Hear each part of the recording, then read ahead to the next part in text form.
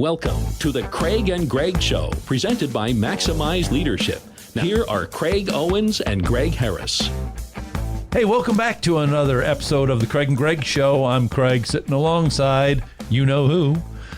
Who? Oh, yeah. You're here again. Good. Who? Was an owl. And we're celebrating Greg's birthday this month. So another year older, another year wiser. You're catching up, though. Yeah. Same birthday, by the way, people. What are the chances? 30 plus years ago, I meet this awesome guy. Hey, when's your birthday? May 30. Yeah, he made me prove it. I had to pull out my driver's license. You're full of baloney. What? Show me your driver's license. Oh, well, I was trying to collaborate. I know. Well, hey, that's pretty good. Let's talk about that, shall we? Okay. We want to talk about, you guys probably, and we're not going to be nitpicky on these words, but I want to unpack this for you today. I think a lot of people say, okay, we're just going to cooperate on our team. But I was intrigued when I was looking at the definition of the word cooperate and the word collaborate. And what I found was that collaborate has cooperate in it.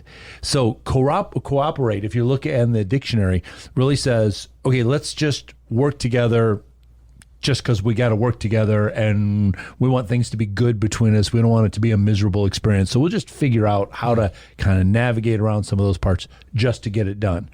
Collaborate means that we're going to cooperate so that we're creating something good. We're creating a win for you and for me. Mm-hmm. And so I think that as I would look at it, and as we talk to our outstanding leaders, cooperate is really something that good leaders would do and try to navigate through, but exceptional leaders won't settle for just cooperation.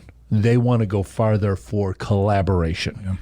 So let's start off on that first level, though. Maybe we got some emerging leaders, and you might be facing a team that's maybe got some different personalities, and maybe they're like, hey, at this point, I just want to get to cooperation because I feel like I have antagonistic. I feel people pulling opposite directions.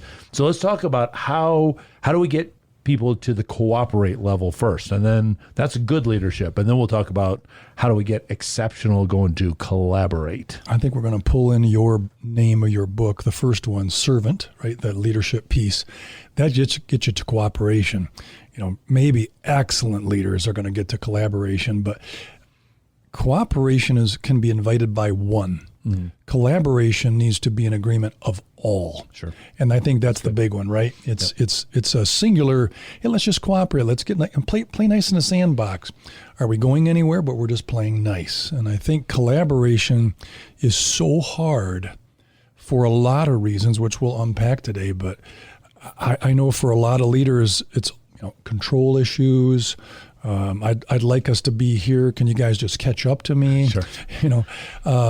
Cooperation, though, still requires trust. Mm-hmm. And you've had some experiences, so have I, where, trust wasn't always there, safety wasn't always there. And so to cooperate was risky. Yeah. Yep. We, in our book, our first Business by the book for a CEO with vision casting, in one of our chapters, we talk about an explorer in the Old West. And one of the things that he did was scout out the trails ahead of time with the party. And people always talked about how he got out far enough ahead that he could spot things for him, but not so far that he would lose them. Like they're like, oh, we can't even keep up with you. Out of view, yeah. And I think that for me, one of the first steps in cooperation is a leader that goes ahead, scouts everything out, but then will come back and say, I don't want you guys to catch up with me. I want us to go together on this. And I know this path. I've already been down here. I've already found a way here, and be willing to take people along. But there are some people that start singing "We Shall Not Be Moved." They don't want to go along. And so that, I think, especially for young leaders, leaders that want to be a little bit more aggressive and pursuing a vision or getting an organization someplace, might feel like, well, if you're not even going to cooperate, I'm going to leave you behind. And they might pull the trigger on that a little bit too quickly. Yeah. So what's some strategies that maybe let's get to the cooperation level here. I got some people that are like, not really sure about this yet. Right. How do we get them on the cooperation level? I think the leader needs to invite them to be involved. That's the level of cooperation. Involved. And by that, when you say invite them, do you mean like literally come to the person Absolutely. and say, Yep. hey, this is where we're going. I'd like you to be there with us. Not an email. Okay. Yep. Perfect. And say that again into the camera. Not an email. Yeah. I do think when you meet the person and say, I need your involvement, it's not asking them to, sell the farm. It's just, I need your involvement. Yep. It's less cooperation than, collaboration, but that requires more than just involvement. That's empowerment to get to collab. But man, you got to put some things on the table and leave it alone, or you got to share tools and resources. I think that just an invitation alone, sometimes the other members will be like, so why did you invite me? What did you see in me? Yep. What I contribute to this cooperation? Yep. I like that because it's not so scary, particularly for newer team members or emerging leaders possibly. Yep. The collaboration is, all in. You're going to maximize everyone's skills and everyone's interest, and in some cases, collaboration requires being a referee. Oh, sure. Sure. And you've had that in your team meetings. You're like, okay, so she's talking a lot. I think this guy's not being heard. We need him to at least cooperate and join us. Sure. Right. Yep. Yeah. So I think that I love the idea, and I want to reiterate it. What Greg said. This isn't an email. I think emails are maybe good as a follow up after the conversation. Here's what we talked about. Here's what we agreed to. Yep. But I think that that invitation to cooperate, you're going to be really quick at that point to see the people that go, nope, I'm not still. And then you might have to make a tough decision and say, for the good of the rest of the team that does want to cooperate, we might have to cut ties with you. Right. But I think once put them on waivers. Once you have that, at least the initial invitation for cooperation, I think the next step to collaboration can go a lot easier. But I've seen a lot of leaders that just assume that, I'm the leader and I'm casting this vision and I'm moving out.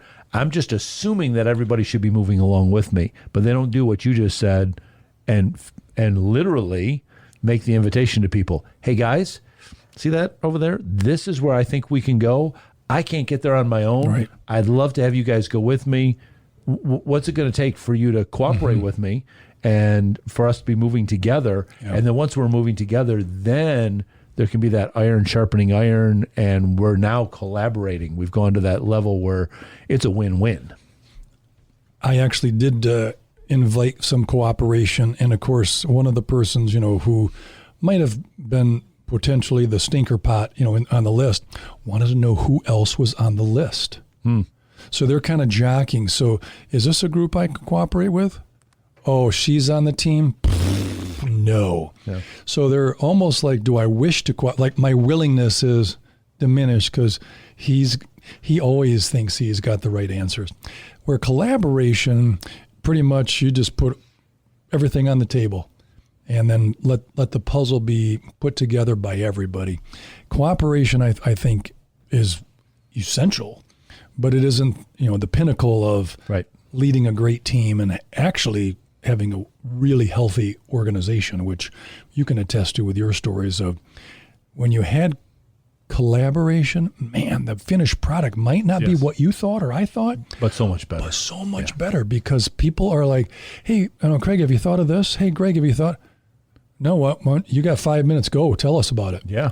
Because it's engagement. I love that. Not involvement. Well, I love having that group of people that you're sitting around and after a while, you just kind of sit back and you're like, you're like, I'm not even part of this conversation. I'm just listening. Now I'm just going to start taking notes like, ooh, that was a good idea too. We might not get to it this year, but I'm putting that on for our, vision casting time. Well, so you said something earlier about I did. The servant leader really is the one that has to go first. I love, Stephen Covey wrote The 7 Habits of Highly Effective People, but then later on he wrote another book called The Eighth Habit, where he's really saying, how do we keep these whole 7 going? And I think, go for it. To your point, here's what he said here. Many people believe that both people have to think win-win, but that's not so. Only one has to think it.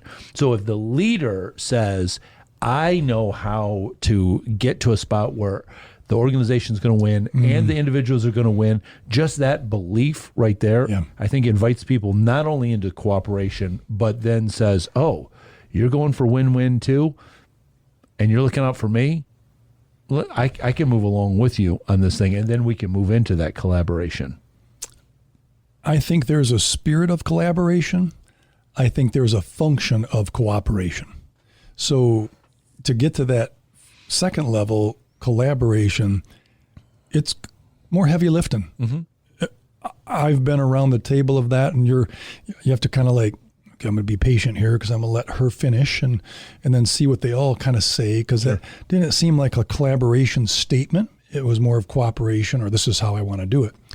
I love the engagement of collaboration versus, I don't want to say attendance, but the attendance on cooperation. They're there, right? And I want them there. You want them there. But when that next level happens, you're like, okay, now we're hitting, Everybody in the room feels it when you're at that spot. Yeah. And I think cooperation could be a little less fulfilling, but collaboration, like, well, hey, anytime you have another group like that, committee, project, I'd like to be considered. That was really great experience. Not that cooperation doesn't have good feedback, doesn't have some long-lasting effect, but you get one person to change cooperation on your team, you'll lose that. The wrong person on collaboration, they usually self-elect out. Yes. Oh, yeah. This is too much heavy lifting. I don't. Right. Or I don't get to say what I want. Right. Or, she's always right. Well, yeah, she is right. So ego kind of can get in the collaboration. Cooperation is, you're attending, you're present, you're asked, you contribute, but it's not all in. It's like putting your feet in the water, where collaboration is, I'm diving in, I don't know the temperature of the water. Yeah. And I love, you kind of hinted at this. I don't think you used this word, but I think that leaders, there needs to be a level of patience there, because as what you said was, it's harder work at the collaboration level.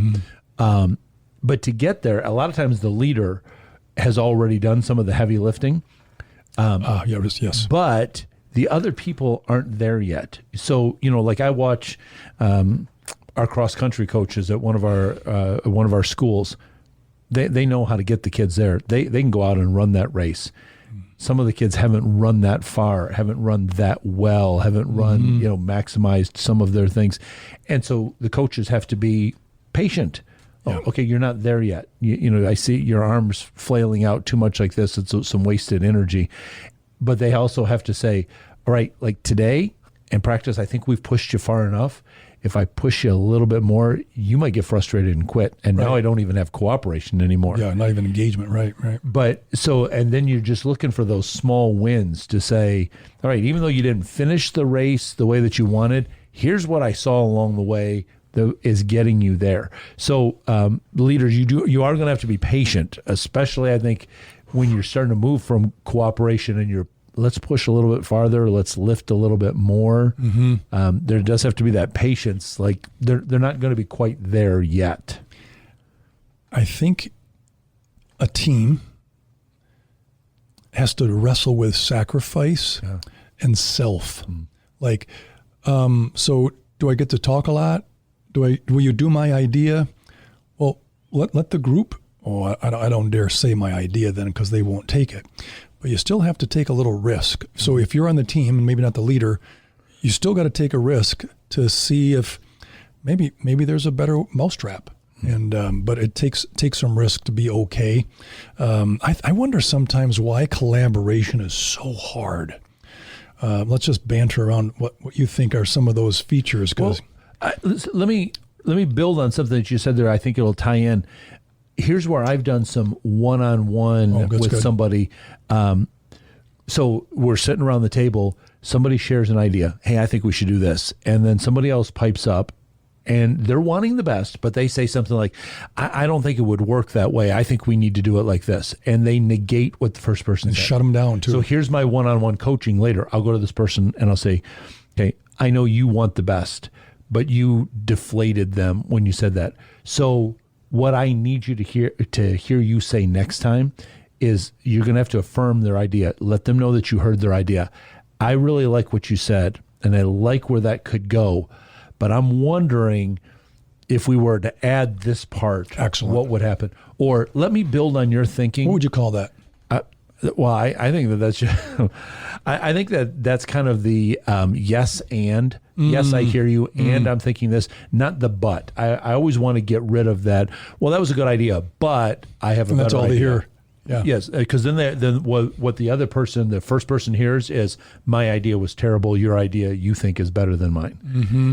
But I want to be able to say, yes, that was a good idea, and I think we can build on it a little bit more, because then you're opening it up to throw the ball back into their court. Yeah. So that's where I think that leaders sometimes can't be the only ones around the table talking. No. They have to sit there and listen. When this person talked, how did I see these people respond over here? 5 minutes ago on our podcast here, we talked about patience. So I've tried one angle in the meeting. So someone says, I think this is what I like to do, blah, blah, we should do this. If I thought, no, I think there's another way, I would wait. Then you would bring something up. Maybe it was about, marketing, or maybe it was about HR or whatever it is. And Bill really got me thinking, can I go back to his point? Let's ruminate on that. Is that enough? Can we add to his idea? And so now he's like, sure. Hey, they're adding to my idea. Versus right away firing back, that's interesting, but now we lost them. Yep. So I would practice patience, even if it meant coming back to a subject where the group maybe moved on to something else. But Bill all of a sudden bellied up to the table. Yep. Right? Because I gave him credence, but not right away. But that's very, very difficult. Well, but you know what you'll see later on? I've seen this in my high functioning teams, is that later on people will go like this. They'll share their idea, somebody else shares the idea, and then the first person will go, we got to go with Michelle's idea. That was way better than what I thought of. But you took my idea. I didn't even dare say it. Right. Yeah. And they will then back off themselves and throw their weight behind this idea that was even better there. So that's how you know that you've gotten to a high functioning, collaborating team. Yeah. And you, as the point leader, don't have to run the meeting anymore. No. You just throw this is what we need to talk about, and then you can just sit back. Just let them go. For some leaders, I like this word ideation. So, okay, this session is about just ideas. Right. None are going to implement it, and none are going to be deleted.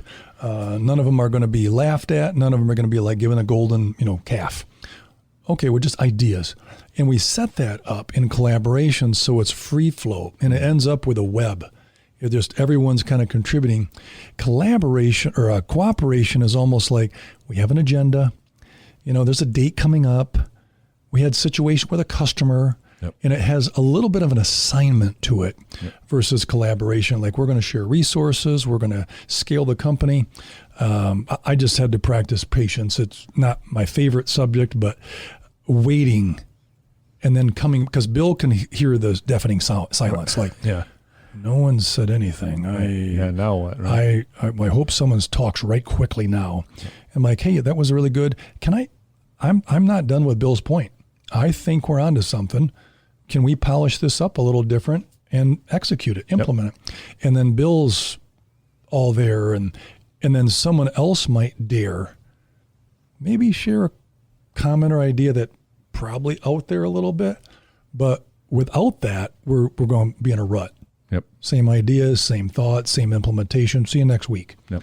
I like the tension of the difficulty of collaboration, but some can't stand it. That's where you got to develop your team. You mentioned the word agenda. How would you do that? Well, this is where I tell you where a team is just stuck in cooperating, is when the agenda of your meetings is just copy and paste every time that you meet. Yeah. Because then people are just like, yep, we just have to get through this agenda, and you know what's coming next. When they don't know what's on the agenda because you're like, we're not going to box ourselves in. Right. We're just going to explore the best ideas. Then people are also thinking, not I have to go to this meeting, but I get to go to this meeting. I get to share some ideas. I get to even maybe retract some of my ideas because I've heard a better idea, and they don't feel offended by that. They don't feel like, boy, we always end up going with her idea. Like we all made this great idea happen. But that is solely 100% on the leader shepherding that process through.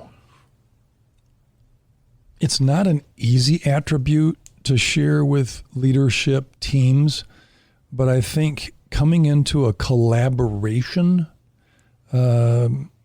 probably involves humility. For sure. Because one of the number one things I have found, I actually did a little research on, I'm thinking, so why is collaboration so darn difficult, And they said competing ideas. Oh. But it could be competing agendas. Yeah. Right? You were going to use the word agenda in a minute. So I think let's play with that as we finish up. I think the competitiveness you really want on a team, but not at the cost of someone's esteem. Right. Around the table. So it's that oxymoron, it's that double-edged sword or that two-sided coin. Come in here with humility, but compete. Yep. Like, you got something better? It's okay, and then we don't keep score because the person that maybe hasn't had an idea implemented feels pretty small. Yep. So I played around with that a little bit in my Shepherd Leadership book. It was a one chapter originally, and then my editor pushed back a little bit to divide it into two chapters. And so one chapter is called The Confident Leader's Humility, and the next chapter is called The Humble Leader's Confidence. That's right. And I think that's, you do have to have the humility to say other people are going to have better ideas than me. They might have a different way of doing this that's better than mine, but also to have the confidence, but I still have good ideas that I need to put forward in order for this to work. I was on a team for a long time, and getting credit was really big. Yes. And I never threw up in my mouth in the board meeting, but it was close. Like, here we go. You're doing a lot of eye rolls on the meeting. Well, I can't do that either because it's like everybody's looking. Right. But I think that credit is there's where like a servant leader, a shepherd leader, a selfless leader, so hard to do. Right. But like, well, that's a good idea, Pat. That's a good idea, Billy, or whatever. But you're really going for the credit, right? At the cost of maybe some others, right? You got a John Maxwell quote. That was pretty good. I love this quote. This is from his book. It's called Teamwork 101. That's a good book. Should you be passionate and determined, believing in yourself and your ability to contribute? Definitely. Should you hold on to your deeply held values and stand on principle when those are in jeopardy? Absolutely.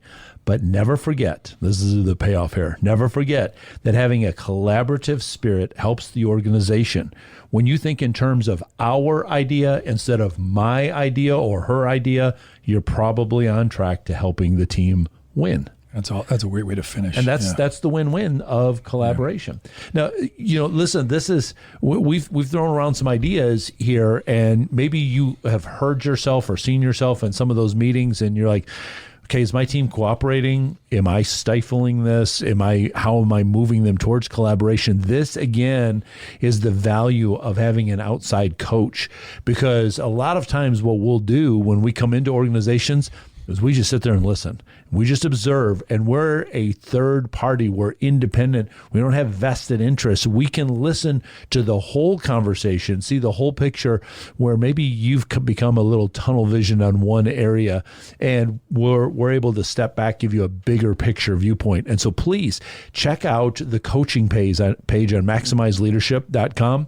We've got some amazing coaches. You'll see some of the bios on there of those coaches. But at the bottom of that page is the form that you can just fill out and say, I'm kind of stuck, or I just need to polish some things up a little bit. This is where we'll come in and we'll talk with you. We'll figure out a game plan. We'll tell you where we might be able to help you. And that coaching can help take your organization. Maybe you're not at the cooperation level yet, or maybe you feel like, well, we've got to cooperating, but we're just kind of plateaued there.